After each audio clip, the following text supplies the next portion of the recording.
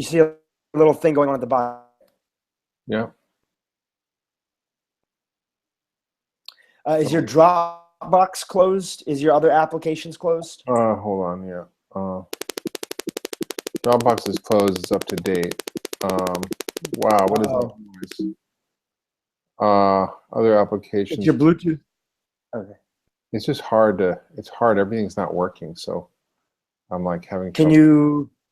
Okay, up top, if you click on the Apple icon, click on the Apple icon in the upper left-hand corner, and then go down to Force Quit. Yeah, I know. Okay. Force quit. I can quit everything here. What is that noise? Can you hear it? Can you hear it? Is your Bluetooth keyboard on? No, it's like it just got a mind of its own. It's the problem. It's just been doing weird shit all day. I don't know why it's doing that. There, it stopped. Okay. What'd you do to get it to stop? I just pushed the volume button. I need to find. I don't think she sent me the link to the. Maybe. Oh shit! It's like the keyboard. What are you looking for? The preparation stuff? Yeah. It's in my calendar. I don't know. I have to check. It was sent to Anne. It was sent to you. Let me just pull it up. Not in my calendar, which is annoying. Okay, so. Hang on, it's right here.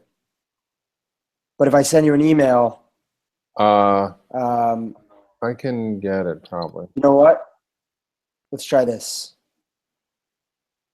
Send me an email.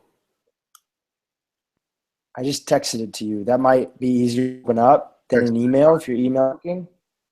Oh, I see. Oh, you can text a document? Wow. Cool. Yeah, come on now. I didn't know that. Okay, here we go. All right, I got this. And this is how I answer my questions with people. I don't even know what I'm talking about. A lot you can do without a keyboard, so you should be good. Fuck, it's starting to like type letters without me typing, and it's like doing weird shit. Okay. What do you say? You spilled water on it? I think so. I didn't remember spilling water, but I opened it up and it was wet this morning. And I don't know why.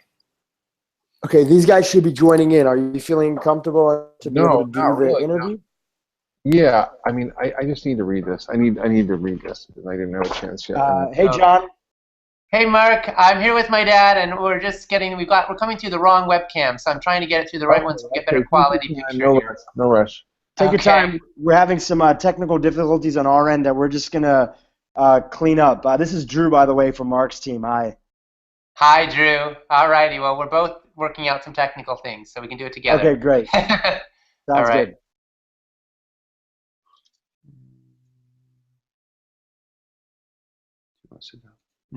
Well, sure.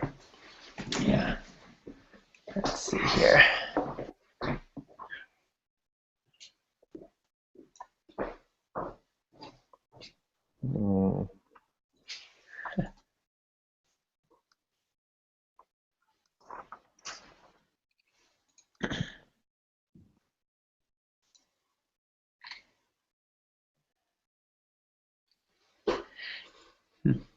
So, Drew, I don't know if you have any insight to shed on this. Yeah. So I'm not sure, like this webcam, when I use Photo Booth or when I use Skype, it defaults to the Logitech external webcam we've got plugged in here. But Google Hangouts. Do you see up top? What's that? Yeah. So if you look up top on Google Hangouts, you should see a little gear button that says Settings. Okay. It should be right. Settings, and then you can change the webcam option that it chooses on there. Okay, there we go. Nice. Okay, got it. Done. He's my in-house. Okay. We just got much better quality, right? Yeah, much better quality. Look at that. Okay, so my dad's gonna sit here, and I'm gonna come in too now. Okay. Okay. Okay, I'll see you soon. All right. Yeah. Hi, Mark. Hi, John. How's it going? Good. Good to see you. Good to see you too. You're in Santa Cruz? Mm-hmm. All right, nice. Where are you? Why does anybody live anywhere else is what I want to know. Where are you? I'm in my office in Massachusetts, Massachusetts. Yeah. which is like was 60 degrees, but it's thanks to global warming. It's fine here. It's crazy. It's pretty scary. Yeah, I was in New York and I was like 65 degrees, and I'm like, what is happening in December? You know? Global weirding. Yeah, yeah. It's good. So I think I'm pretty ready, Drew. I don't know. Well, Ocean isn't on with us. He'll be here soon. Yeah, Mark, we're just waiting for Ocean. He's going to go in the other room and click on the link to join. Yeah. Yeah, he'll be on in a minute. So, John, just a quick story. You used to come and speak at the Young Janes Conference in the Janes Society. Yeah. And so you won't recognize me now because I was a little younger then and didn't have a beard, but I met you and just want to say always appreciative of your work. Oh, thank you. Yeah. You are a Jane? Yeah, I come from a Jane background. Yep. From a Jane background. Yeah. Okay, I think we got Ocean. Ocean, do you want to try talking and we'll see if we got you? You betcha. I'm right here, and I hopefully get big when I speak. Yes, you do. Okay, I'm going to zoom in a little bit more here. Oh.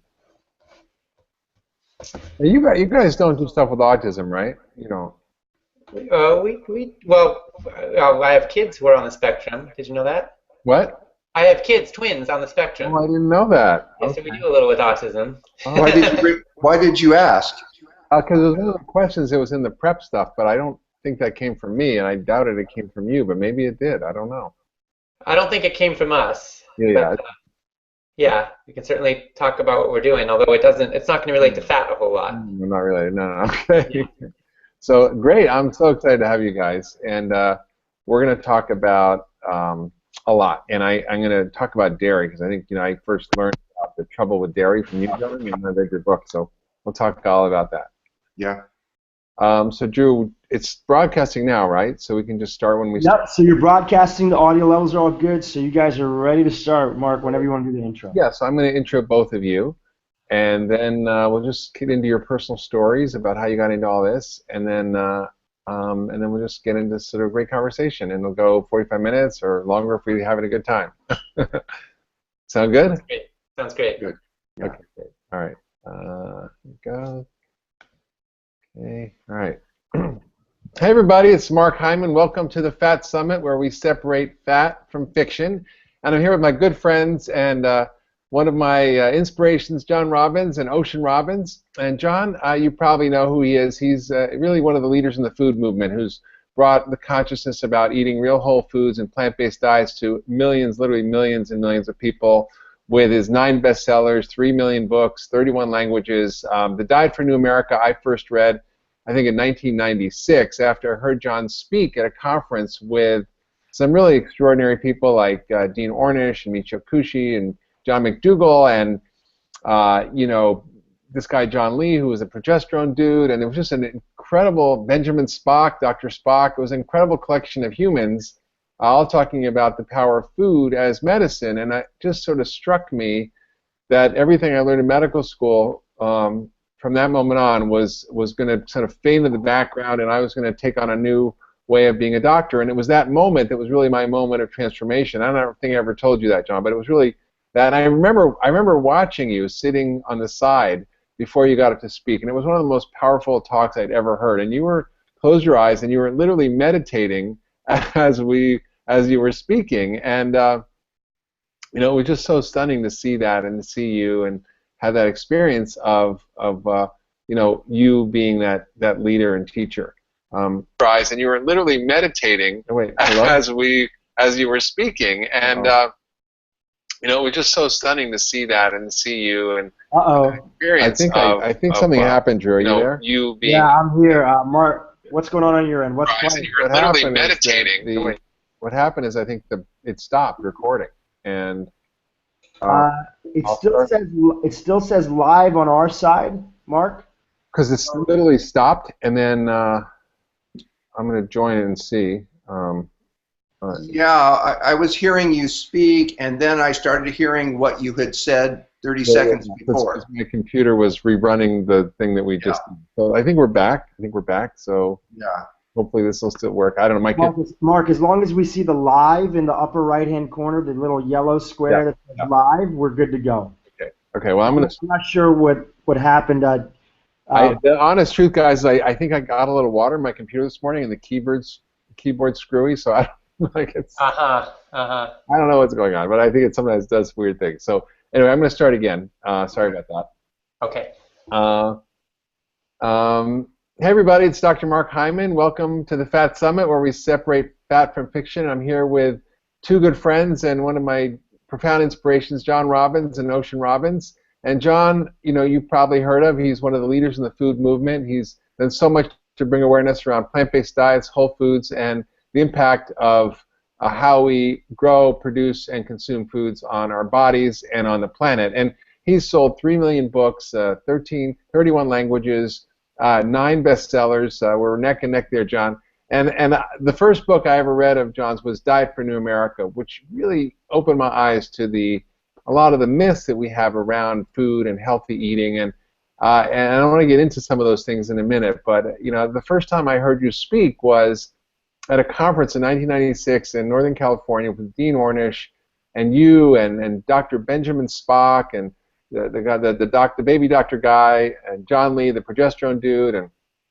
Michio Kushi, Mr. Macrobiotic. It was just an incredible collection of humans talking about the power of food as medicine. And from that moment on, I never thought of medicine the same. And I realized that my career was going to be different. I didn't exactly know how or where or when or what. It was before I got my job at Canyon Ranch, before I really did any of this.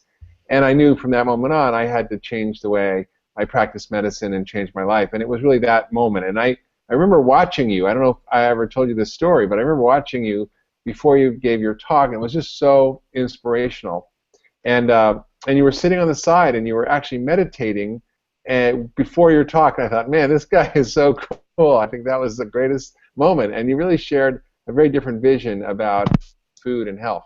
And you've won so many awards: the Rachel Carson Award, the Albert Schweitzer Humanitarian Award, the Peace Abbey's Courage of Conscience Award, Read America's Lifetime Achievement Award, and many, many other things. And it's really extraordinary what you've done. And Ocean, we've become friends over the last bunch of years, and you're the CEO and founder of the Food Revolution Network, which has 250,000 members, and it's really an amazing organization that brings people together to talk about the power of food to create a revolution. You're a professor at Chapman University, adjunct professor at Chapman University Peace Studies Department, and you're co-author of this amazing book called The Voices of the Food Revolution, which I think I love, and it's really great stories from leaders in the food movement thinking about how we change food. And I can't tell you guys how excited I am to have you. You've won so many awards, both of you, and you're both inspirations for me. And I just want to share a story. I can't really tell the details because I'm under secrecy, but I met with the CEO of one of the major food companies this week, which I was sort of dreading going into. I got called to this meeting, and I had to go because of my job at Cleveland Clinic.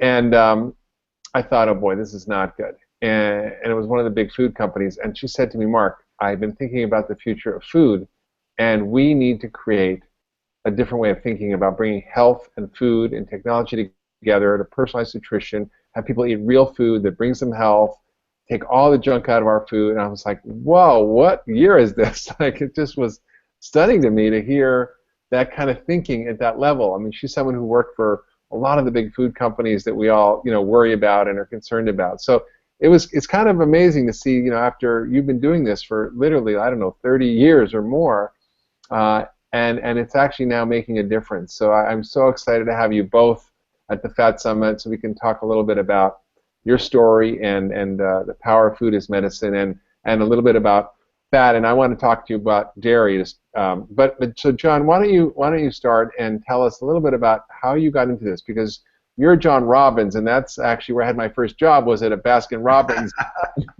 scooping ice cream, 31 flavors, which are awesome. And I guess that's why you have books in 31 languages, right? That is a coincidence. It's not intentional. That's just how it is at the moment. Maybe it's divine orchestration, but I guess it's all connected, right? Yeah. So, when you were talking a moment ago about your meeting with the CEO. Yeah. Earlier this year, the Gates Foundation, which is not known for having a socially responsible screen on their investments, but is by far the largest private foundation in the world, liquidated their holdings in 3 companies, and they were ExxonMobil, Wow. McDonald's, Wow. and Coca-Cola. Wow. And they had about $1 billion in each of those 3 companies. They had $2.8 billion between the 3 investments, and they liquidated them all. And it shows me that McDonald's and Coca-Cola, which have for years been icons, worldwide icons, they're admired. They're seen as kind of the symbol of American capitalism, and generally people hold them in a lot of recognition and esteem.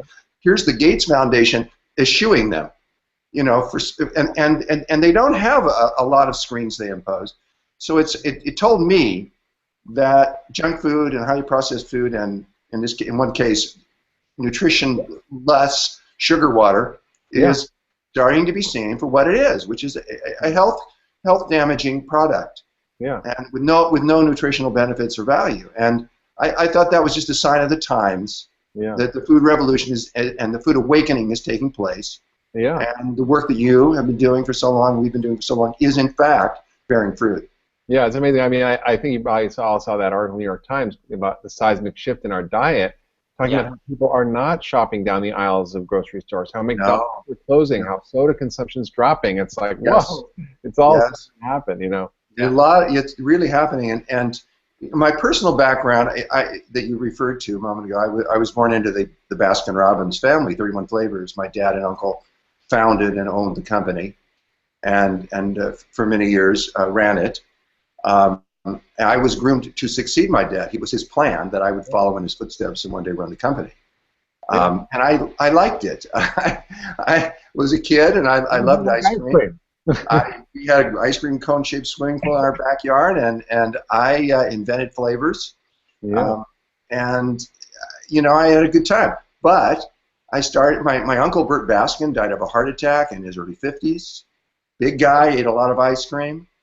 Dad developed very serious forms of diabetes and had other health problems at a young age, and I could see the handwriting on the wall, and I was starting to say, well, ice cream isn't a health food. It's not helping anybody be healthier. I'm not saying an ice cream cone is going to kill anybody, but the more you eat, the more likely you are to have a heart attack like my uncle did, or to get diabetes and be overweight like my dad, and it's just not a product I wanted to be involved with, and so I left. And to be in integrity with my choice, I told my dad I didn't want to have any access to his money. I didn't want to depend on it. I didn't want to have any trust fund. I didn't want an inheritance. I didn't want any kind of connection to his financial achievements, which were huge. So then I lived a very different life, and eventually wrote the books I did, including the ones you've read. And how did you get from like I think ice cream is causing my dad to have diabetes and my uncle to have a heart attack, to like getting to a diet for a new America? Like that's a big leap, right? It is a big leap, and I wanted to,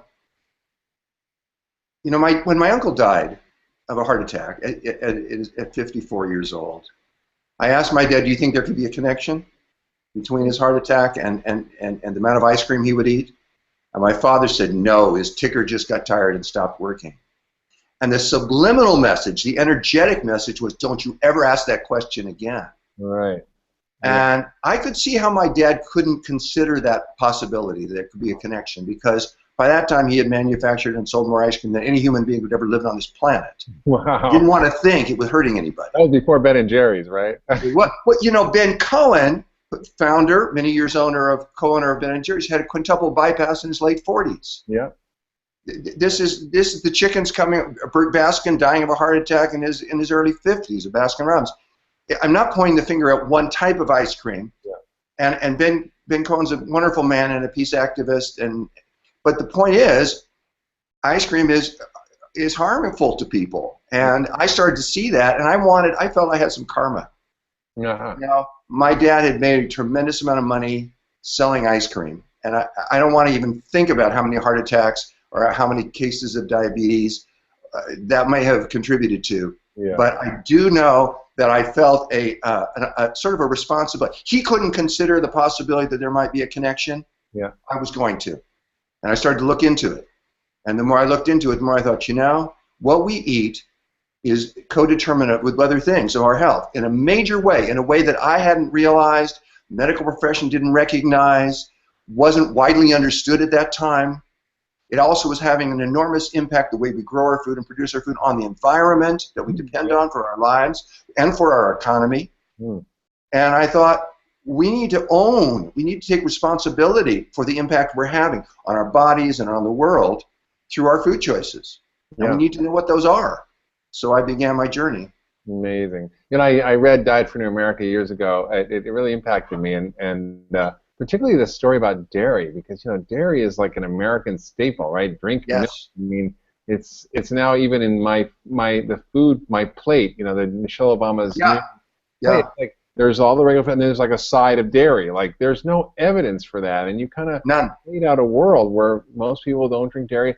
And the thing that kind of got my attention was that, where do cows get their calcium, right? And they have big, strong bones. They get it from grass. Milk. And I actually kind of remember you talking about these women in Africa who had really strong bones but had very low calcium intakes because, they didn't have a lot of things causing their body to leach out the calcium, like caffeine and sodas and alcohol and sugar and too much animal protein and all these things that really cause bodies to lose calcium. So and other minerals.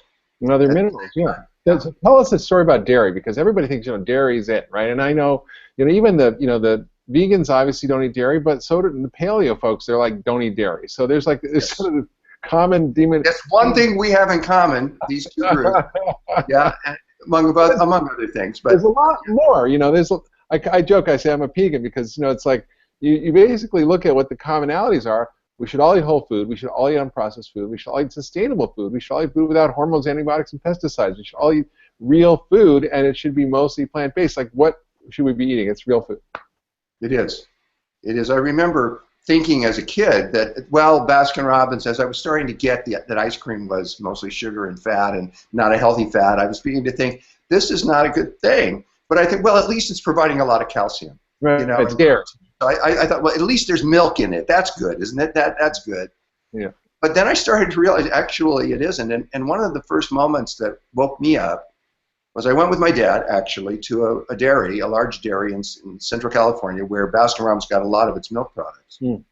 And at the time in Baskin-Robbins, all the stores had these photographs behind the counters on the back wall, sepia tone, beautiful pictures of Guernseys and Holstein dairy cows grazing in beautiful Wisconsin pasture land. It was beautiful grasslands.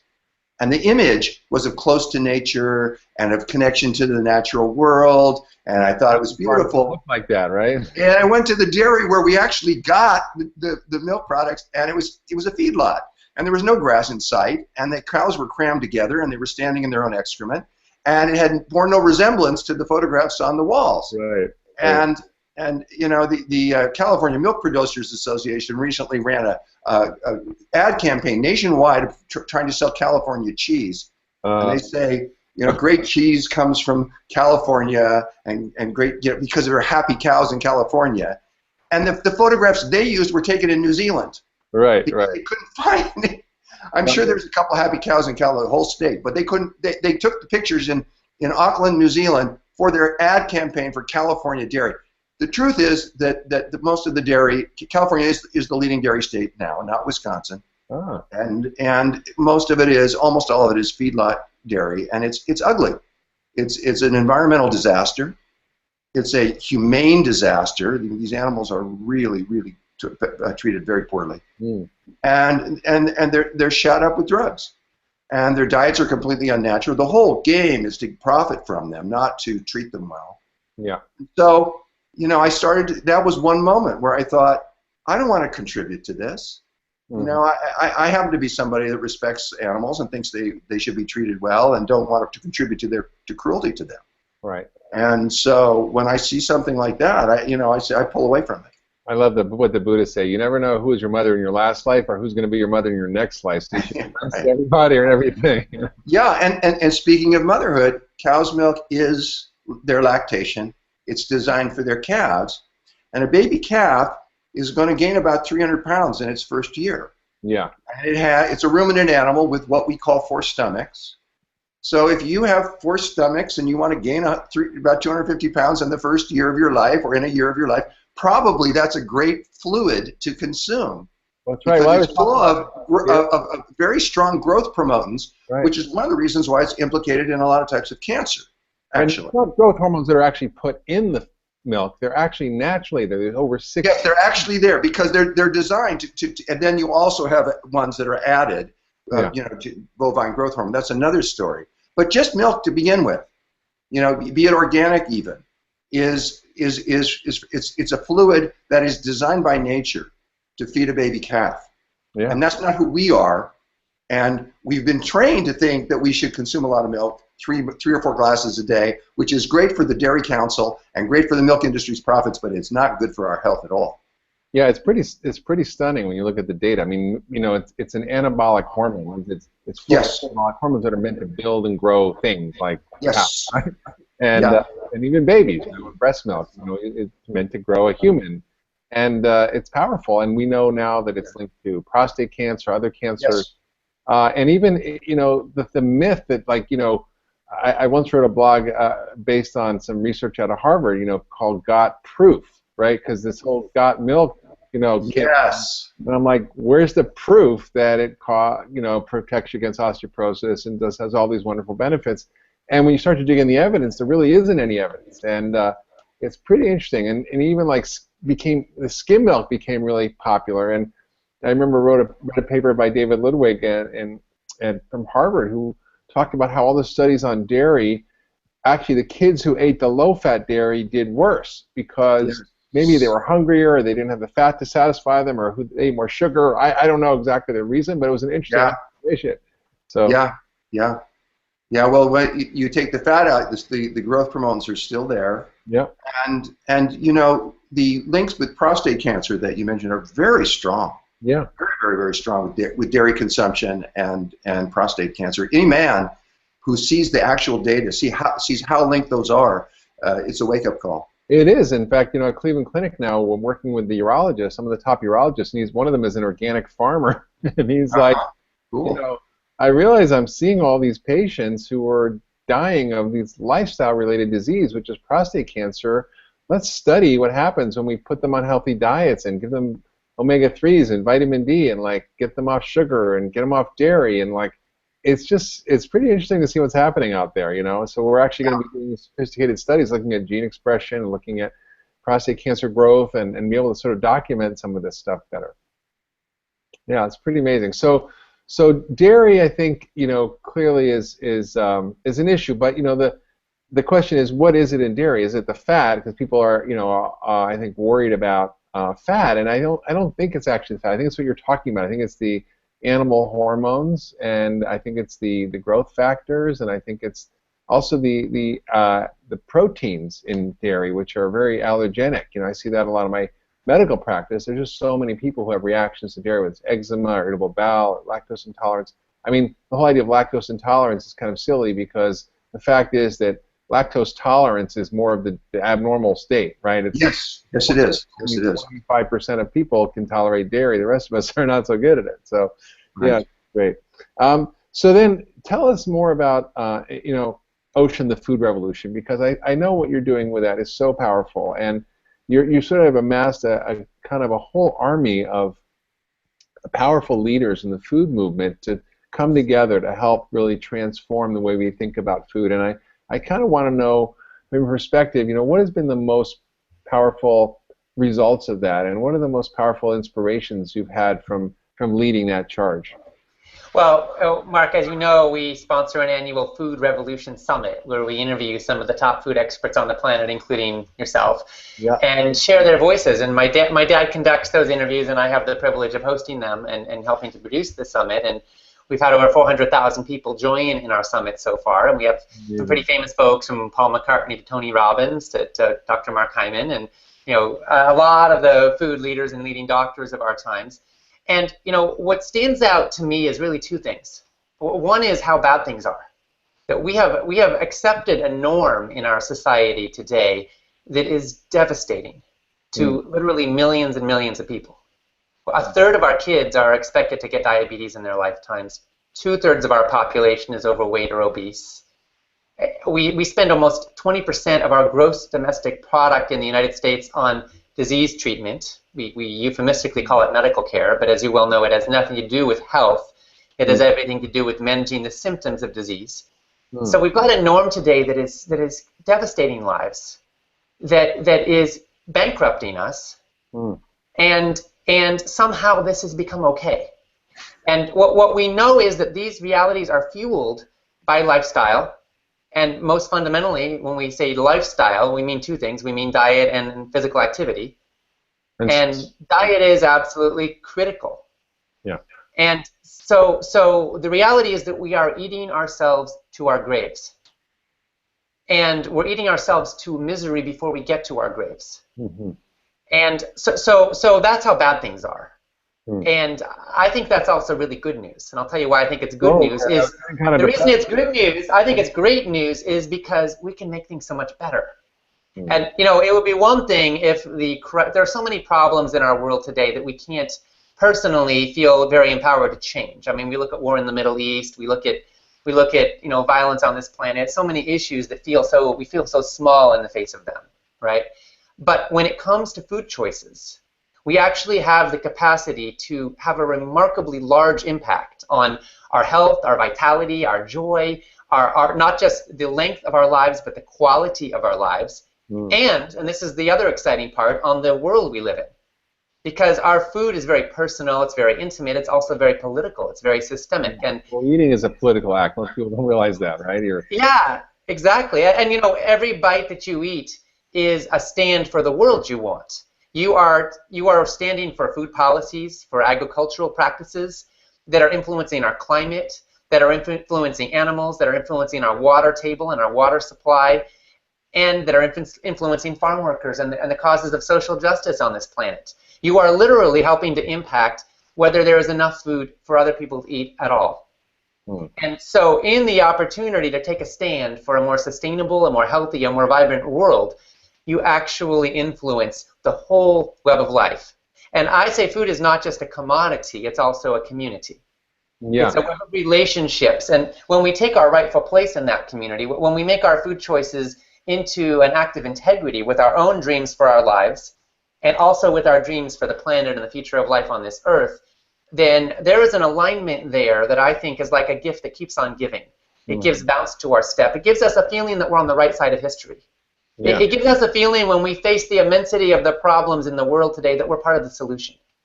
And I think that is a source of immense joy and fulfillment and meaning.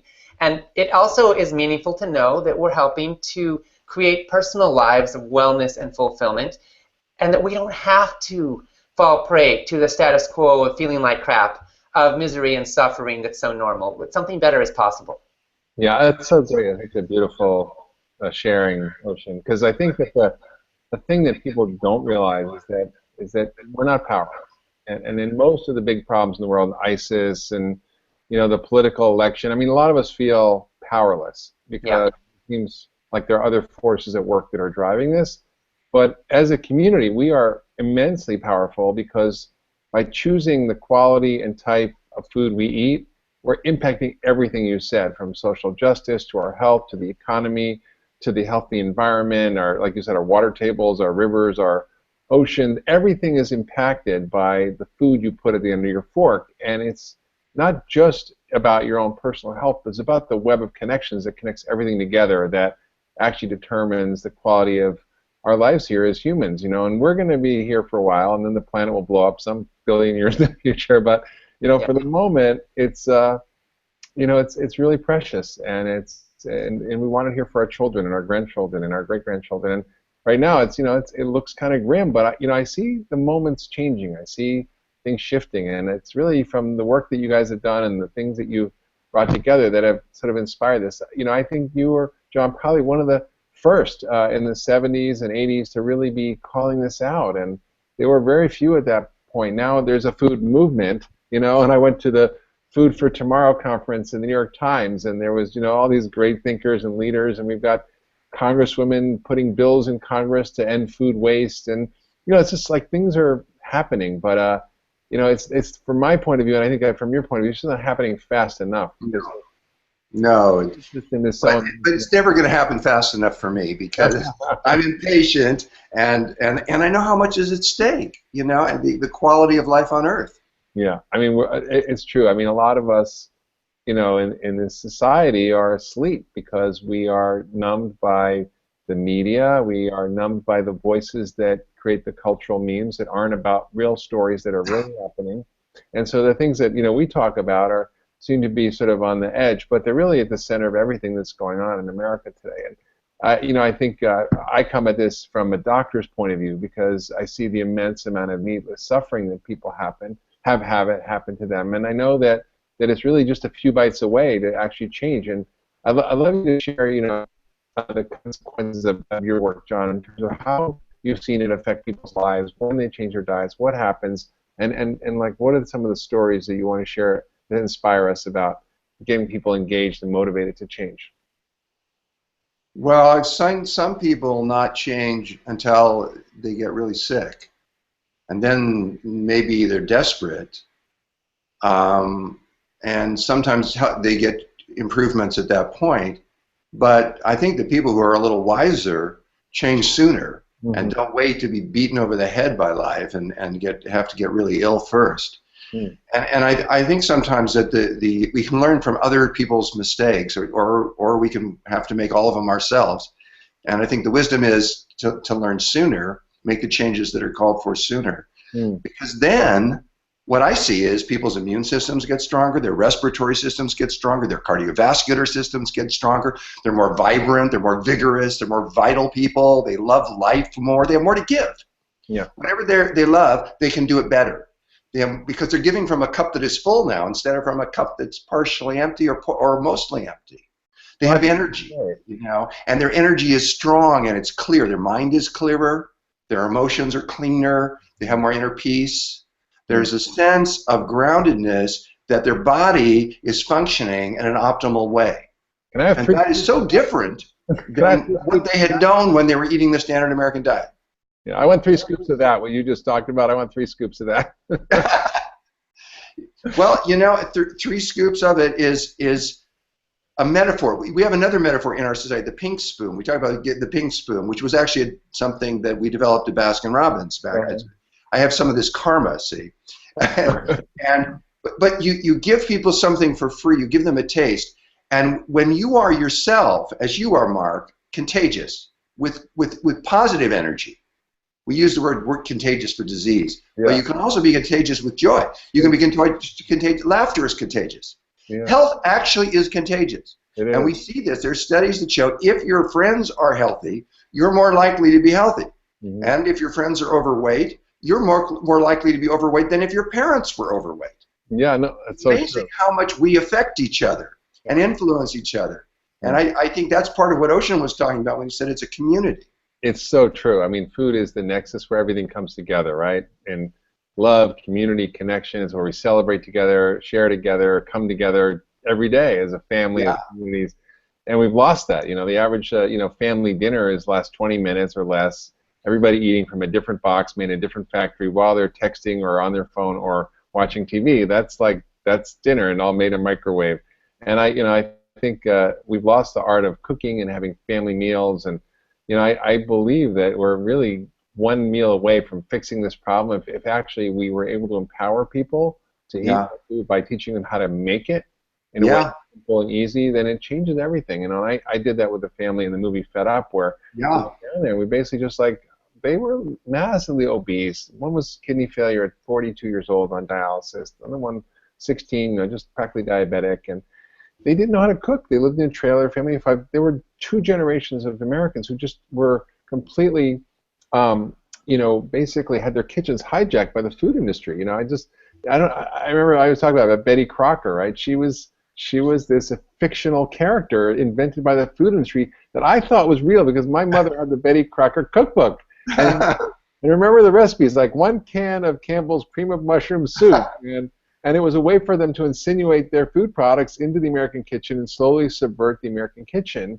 You know, it's really that act of community, of connection and meaning. It's really all centered around food, and I think, you know, that's the real food revolution. And it seems so simple, but it actually is actually the most powerful thing when that starts to happen. Yes, it is, and you know, Mark, you're doing such great work, and have been for so long, and helping people see that food really does. It is medicine.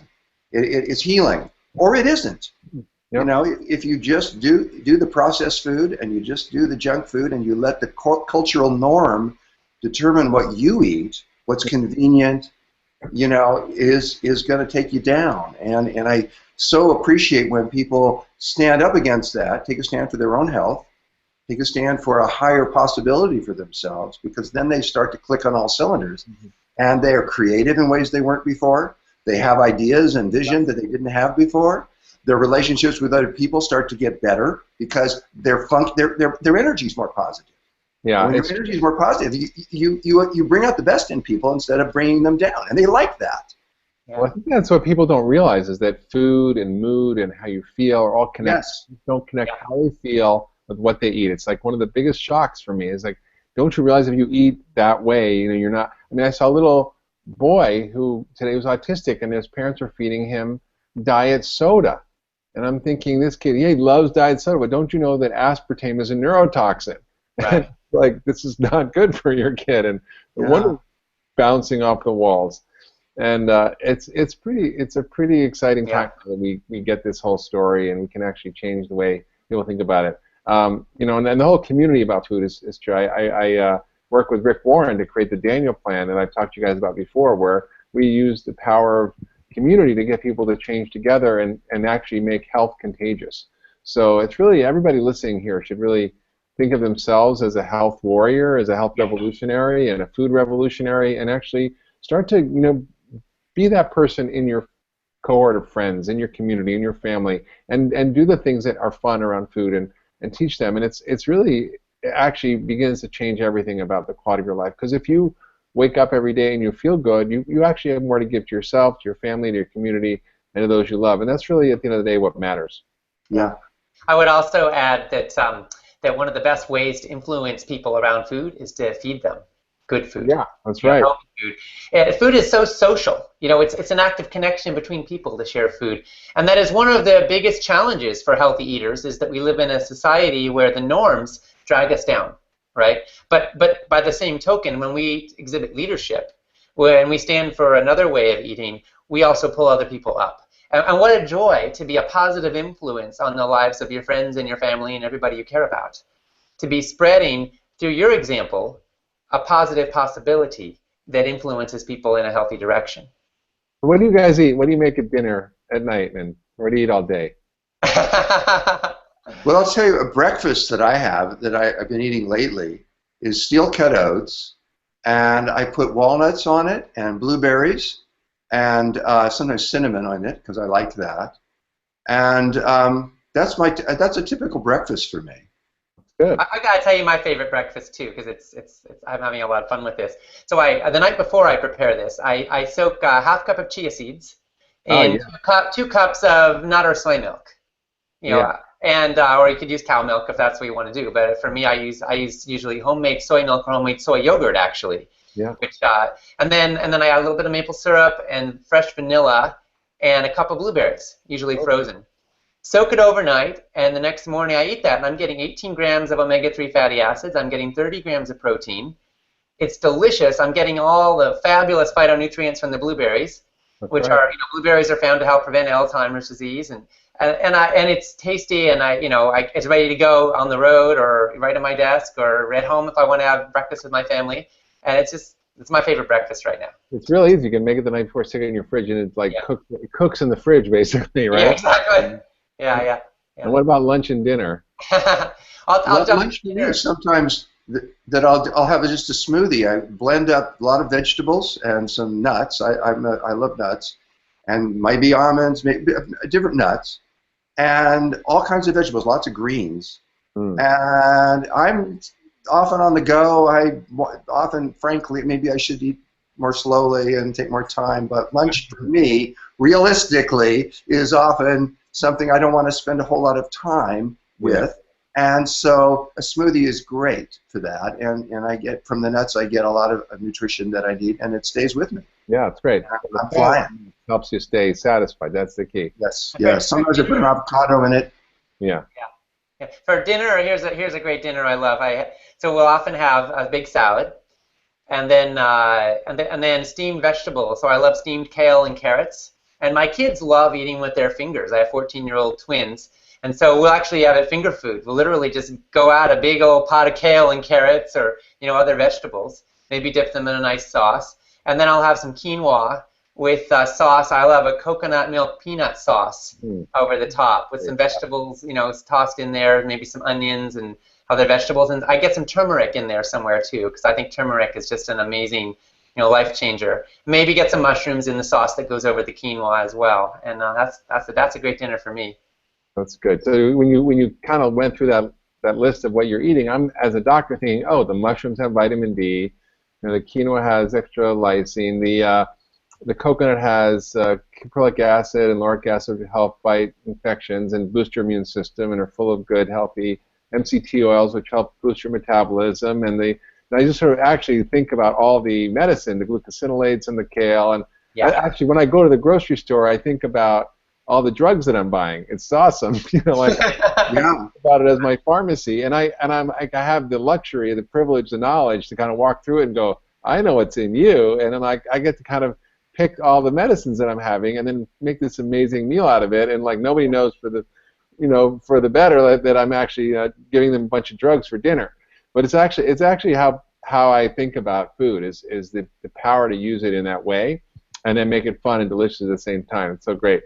And the green smoothie thing, I love that. I actually have a green smoothie I make. It's in my new book, Eat Fat, Get Thin, and I put in cucumber, celery, a whole lemon, whole avocado, and spinach, and I put a little olive oil in there, and I put in, so I've got the avocado and the olive oil with fat, and I've got the greens and the vegetables, and it's got protein in the avocado. It's just, and I feel so good with this green smoothie in the morning. It's so fabulous. And when you eat a green smoothie or the kinds of foods we're talking about, you're getting a lot of different kinds of fiber also, and that feeds the healthy microbiome that you want to have. And we're learning more and more about this every month now. New information is coming out. How important the microbiome is to our health, and and how important the fiber is that we eat to the health of our microbiome. It's amazing. Sure, you got to tend your inner garden, and I've been studying the gut for decades as part of functional medicine. It's one of the central things that we do. They used to call me Dr. C every poop at Canyon Ranch. I want to do all the stool tests and see what was going on in there. So it's actually where all the money is. And you're right. It's not what you eat. It's what the things in your gut are eating that determines so much of your health. And they eat plant foods. Yes. And the good ones, the ones that you want, eat the plant fibers. Not the bagel plant food, because bagels are plant food. That's without fiber. The bagels and the flour products. Yeah. Now, I don't eat flour, actually. Yeah. I eat some grains, but they're pseudo grains, actually, like buckwheat or quinoa. Yeah. And they're full of fiber and other nutrients.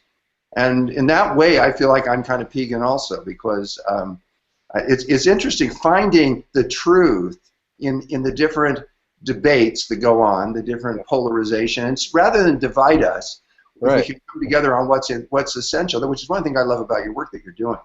Yeah, it was so funny. I tell you, I was sitting on the panel with a friend of mine, Joel Kahn, who's a cardiologist who's a vegan, and another friend of mine, Frank Lippin, who's kind of a paleo guy. And I'm sitting in the middle, and they're like arguing, and I'm like, well, I don't know what's going on here. I must be a pegan, Is that how you came up with the word? It was a total joke. I was like a total joke. And then I kind of, look, what do we all agree on? Like the concepts around what's sustainable, real food for health are really similar. It's like, and I think it should be all real food. It should be sustainably raised. It should be humanely raised. It should be without pesticides, hormones, antibiotics. It should be without ingredients that are in Latin that you can't pronounce or don't recognize. It should be stuff that's really mostly plant-based, real food. It should be, if they're grains, they shouldn't be flour grains. They should be low glycemic, because you could be a vegan that eats Doritos and Coke. I mean, that's not healthy, right? Or you could be, a meat eater who eats, a ton of processed food and sugar. I mean, the study, you could pick any study to prove any point you want in nutrition. It's like one of the most insanely obscene, religious, like polarized debates. It's worse than Democrats and Republicans, I think.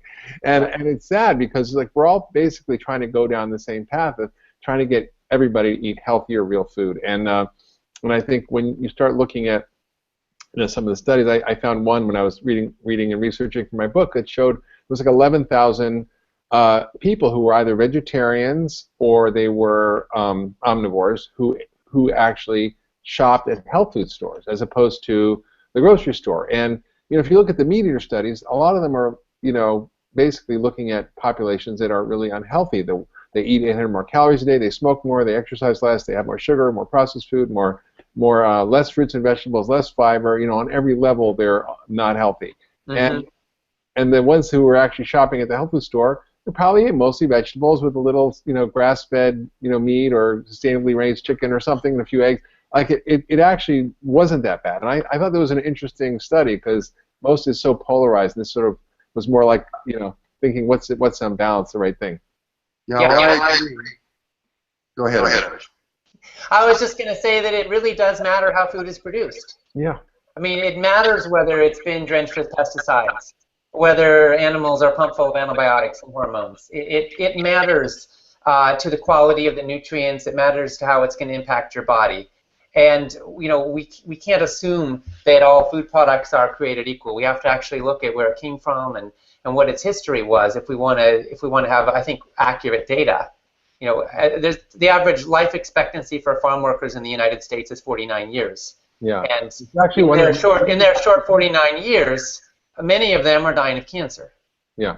And that has a lot to do with on-the-job exposure to neurotoxins that we're all consuming in our food on a daily basis. Yeah. So the choice to go organic is an ethical one. It affects the farm workers. It affects our ecosystems and environment. But it's also a very selfish one if you don't want to be consuming poisons in your food, right? I mean, these things kill bugs, but what do they do to our microbiome, to our health and vitality, to our risk of cancer long term? Yeah. So not all broccoli, not all wheat, not all animal products are created equal. And it is a reality, of course, that organic food costs more. A big part of the reason is the certification that the farmers have to go through to prove that they're using organic methods. What if, I just want to put this out there, what if we made the pesticide consumptive farmers certify that they were safe and document all the pesticides they used, and organic farmers didn't have to go through that regulatory burden because they're already doing a safer thing, and we put the onus the other way around, it would cease to be like you're getting fined for wearing your seatbelt. And the price would balance, and suddenly organic food would be a lot more cost competitive, if not cheaper. That's a great idea. I mean, I'd love to spend the last few minutes talking about, especially with you guys, because we've thought so much about this. What are the policies and the ideas that are really game-changing ideas that if we could take like 5 or 3 or 10 or whatever the number is for you, that these are the big ideas. If we got these right in society and we all came together around this, what could we do? Because we're probably going to have 100,000 or more people listening to this. And I had Tim Ryan on, who wrote The Real Food Revolution. I hope he didn't mind. He still kind of stole your title, but don't mind at all. I love Tim. What he's doing. Such a good guy. He's like, he's a down home Ohio guy. I've been to his house for dinner. And he's a real deal. And he talked about how difficult it was to actually get change. But if you get people together and you actually sign a petition or you communicate an idea at a level that matters to Congress, people will listen. So what are those ideas? What do you want to share with us? Well, one idea that I think people could come together around is to get antibiotics out of the meat supply. Yeah. And the meat industry is fighting this, and the drug companies are fighting it, and the drug companies are fighting it for obvious reasons. They like selling their drugs. 80% of the antibiotics that are used in the United States are not used to help heal people from bacterial infections. They're used or animals. Growth promotants and feedlots. Right. And we're on the verge, really, of creating bacterial resistance to our antibiotics that could be decimating to the practice of medicine. We're not on the verge. We're there, John. We're there. It's becoming more and more real that this is a terrible thing. Yeah. And you know, thousands of people. It kills more people than ISIS, honestly. Yes, it does, by far already. But it could explode in the decades to come or years to come. Yeah. And the irony is that they only need it because the conditions they're keeping these poor animals in are so bad. Mm-hmm. It would, if they couldn't use antibiotics, not only would we preserve our medicines, but we would also eliminate factory farms, and which are environmental nightmares, and which are a violation of the human-animal bond. And then we'd start to have a safer meat supply. Yeah. In many ways. So that's one of the core ideas that I think we should come together around very soon, is getting antibiotics. And it's happening. You know, I don't know if you know, but there are large gatherings in Washington of policymakers who are really working on this issue. And yes, talk with some of them. It's absolutely. I'd say another one would be getting genetically modified organisms labeled. Mm-hmm. You know, we have 9 out of 10 Americans support labeling of GMOs. And you know, we've got an agribusiness industry that on the one hand is patented these crops and making a great deal of money doing so, and on the other hand saying they're not materially different. Mm-hmm. But I think it is materially different that we have over 500 million pounds of additional pesticides on our cropland, because these are pesticide-intensive forms of agriculture. I think it is materially significant that GMOs are basically conferring one of 2 traits. One is that they're herbicide tolerant, which means they're ready to be sprayed with herbicides, which the leading one being glyphosate, which has been labeled a probable carcinogen by the World Health Organization. And then the other major trait is that they are living pesticide factories. They contain Bt in every cell of the plant, which is a toxin. It kills bugs, and we don't know entirely what it does to humans when we consume it in this kind of quantity.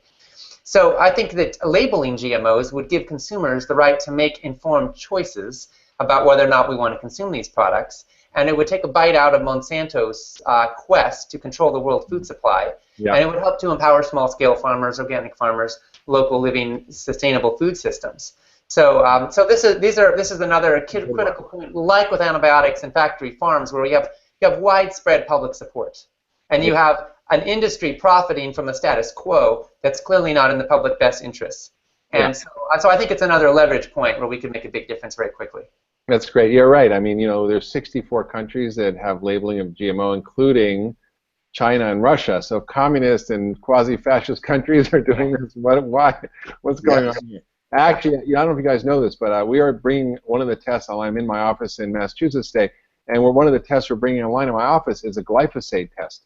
So we can actually test people for glyphosate and see their exposure. And I think that's when it becomes personal, and then people start to kind of wake up. I'm like, oh my God, I'm contaminated with this glyphosate. It's a cancer-causing agent.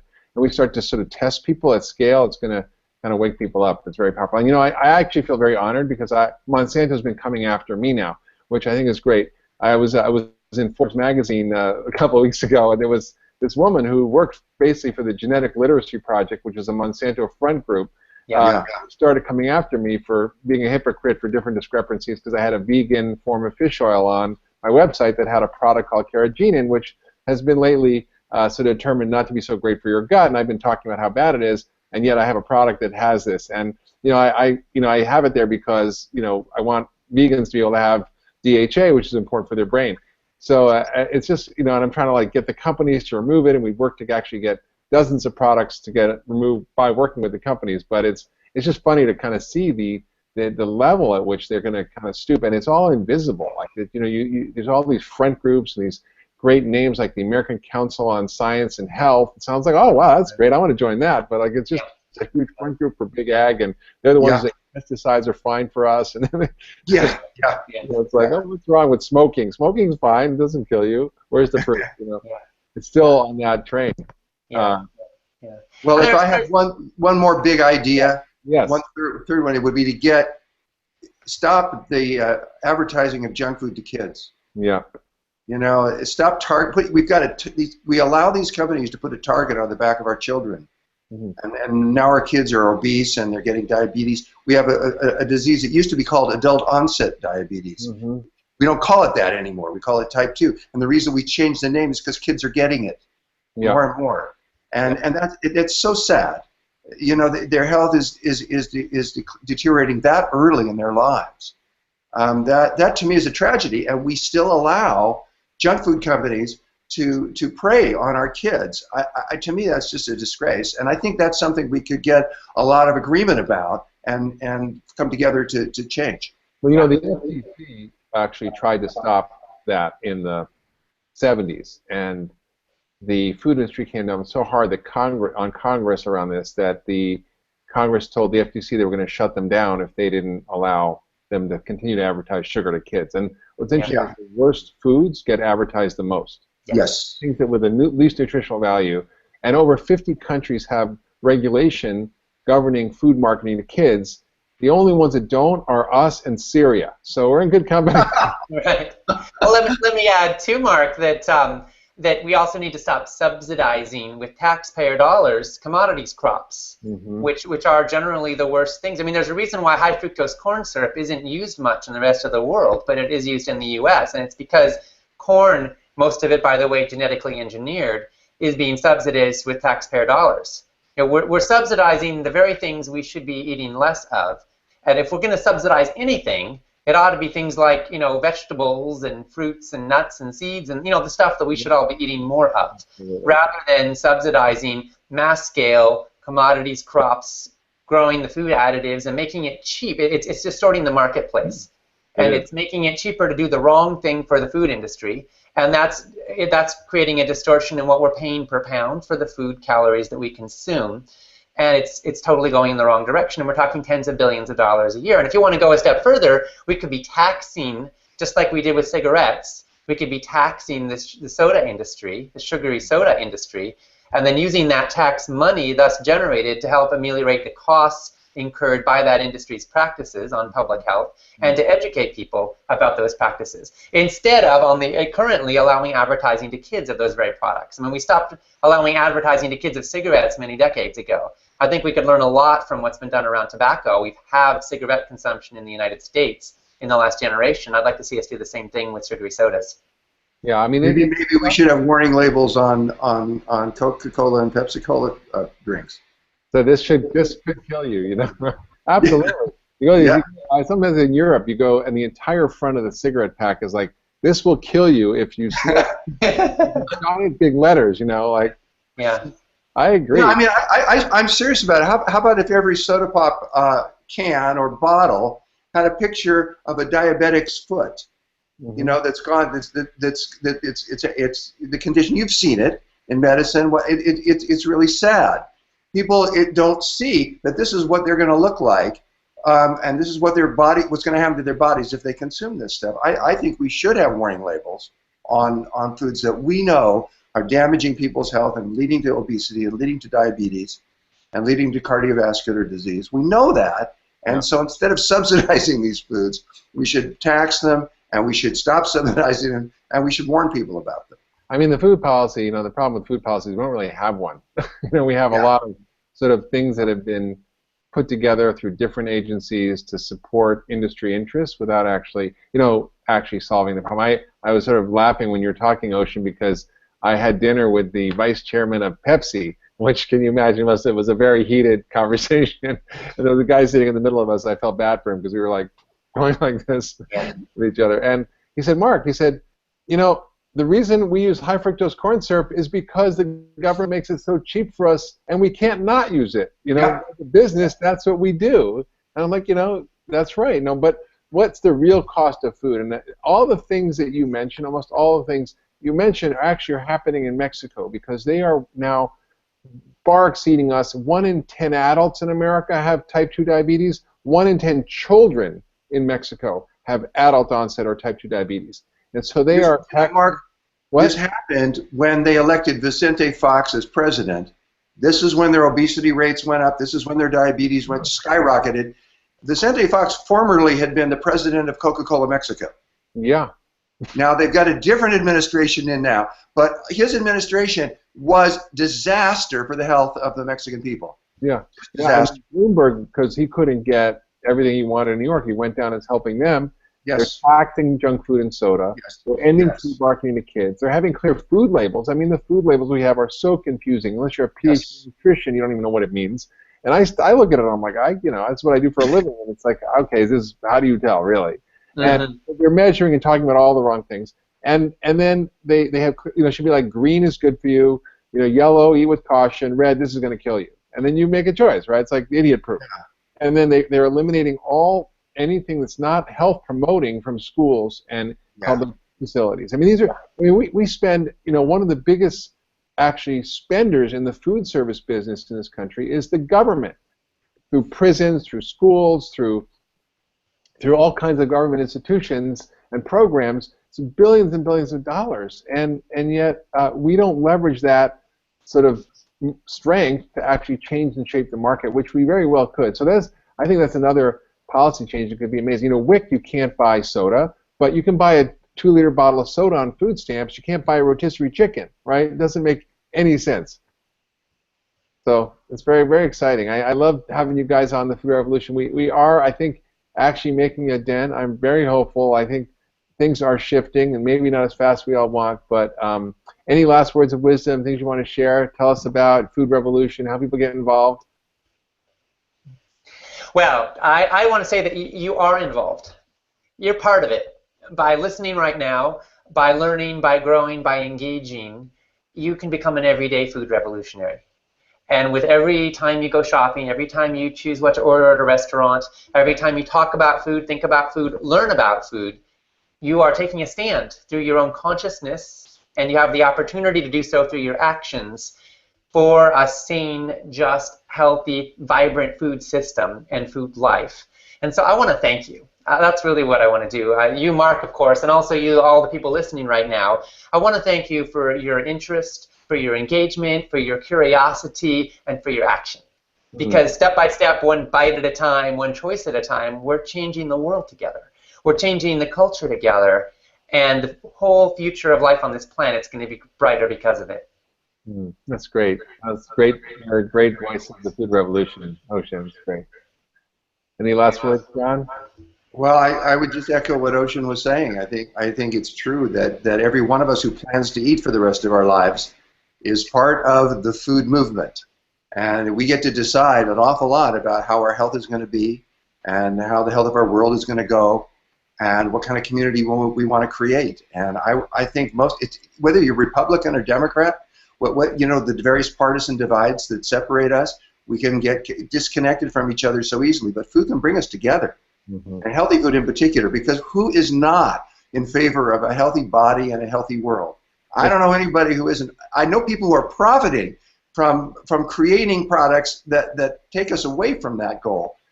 But even they want very much to be healthy themselves, and they want their children to be healthy. So I think we can come together around this, and I'm always looking for ways we can come together and work together and unite, and that we're so much stronger then. Thank you, John. Thank you, Ocean. This has been a fabulous conversation. I would check out their website, foodrevolution.com. When the Food Revolution Summit happens, you got to sign up for it. It's unbelievable, incredible array of humans talking about important topics that are all material to our lives, which is the food we eat and how it affects us in the world we live in. So thank you so much, you guys, for joining us today at the FAT Summit. Thank you, Mark. Thank you, Mark.